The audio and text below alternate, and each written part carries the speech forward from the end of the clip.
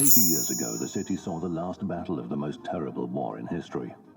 সময় বদলায়, মানুষ বদলায়, কিন্তু ইতিহাস তার সত্য ধরে রাখে অবিচলভাবে।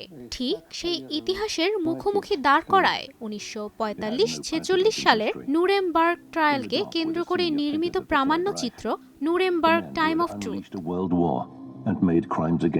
22 ডিসেম্বর রাশিয়ান হাউসে অনুষ্ঠিত হয় international documentary film festival time of our heroes. এই বিশেষ আয়োজনে একই সঙ্গে প্রদর্শিত হয় নুরেমবার্গ টাইম অফ ট্রুথ ও দ্য ওয়ারিয়র ওয়াজ অ্যালোন। প্রদর্শনী ঘিরে দর্শকরা উপভোগ করেন এক অনন্য সাংস্কৃতিক সন্ধ্যা। এই চলচ্চিত্র উৎসবে উপস্থিত ছিলেন লেখক দিমিত্রি খ্রুস্তালেভ। প্রামাণ্যচিত্র নির্মাণের অভিজ্ঞতা ও ইতিহাসের পাঠ নিয়ে মতবিনিময় করেন তিনি। এই ফিল্মগুলো খুবই গুরুত্বপূর্ণ, কারণ তা ৮০ থেকে ৯০ বছর আগের দ্বিতীয় বিশ্বযুদ্ধ চলাকালীন আমাদের দেশের অবস্থা তুলে ধরে। আরেকটি চলচ্চিত্র আমার সহকর্মীর, যেখানে উঠে এসেছে ইউক্রেন আর রাশিয়ার বিশেষ অভিযান। এই ফিল্মগুলো দেখানোর জন্য এখানে এসেছি। আয়োজকের ভাষ্য, এই ধরনের চলচ্চিত্র উৎসবের মূল লক্ষ্য হল সেসব যোদ্ধা ও মানুষের গল্প তুলে ধরা যারা নিজেদের সংস্কৃতি, পরিচয় ও অধিকারের জন্য সংগ্রাম করেছেন।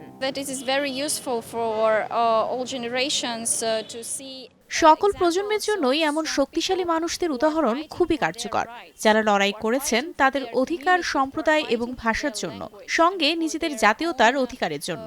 তাই আমি মনে করি এই ধরনের প্রদর্শনী সবার জন্যই খুবই কার্যকর, বিশেষ করে নতুন প্রজন্মের জন্য।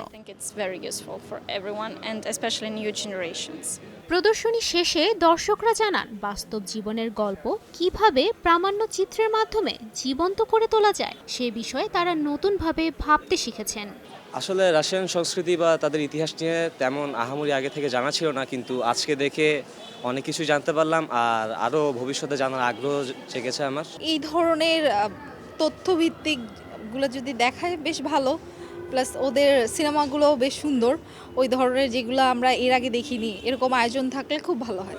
রাশিয়ানরা স্ট্যালিনগ্রাদে কী হয়েছিল, লেনিনগ্রাদে কী হয়েছিল, সেন্ট পিটার্সবার্গের যে গণহত্যা হয়েছিল, এই জায়গাগুলোকে তারা কীভাবে ডকুমেন্টেশন করেছে। তো এটা কিন্তু অডিও ভিজুয়ালের একটা গুরুত্বপূর্ণ, এবং আপনারা যদি মনে করেন যদি শেষ পর্যন্ত পৃথিবীতে সবচেয়ে বেশি গুরুত্বপূর্ণ হয়ে থাকবে কিন্তু এগুলাই, মানে আজকে থেকে যদি ১০০ বছর পরেও কেউ দ্বিতীয় বিশ্বযুদ্ধ নিয়ে মুভি করে, তাকে কিন্তু ডকুমেন্টের উপরে ডিপেন্ড করতে হবে, ফিকশনের উপরে না।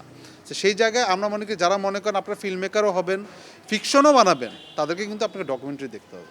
আরটি ডকুমেন্টারি প্রযোজিত এই আয়োজনে উপস্থিত ছিলেন ইতিহাসে আগ্রহী দর্শক, শিক্ষার্থী ও সংস্কৃতি অনুরাগীরা।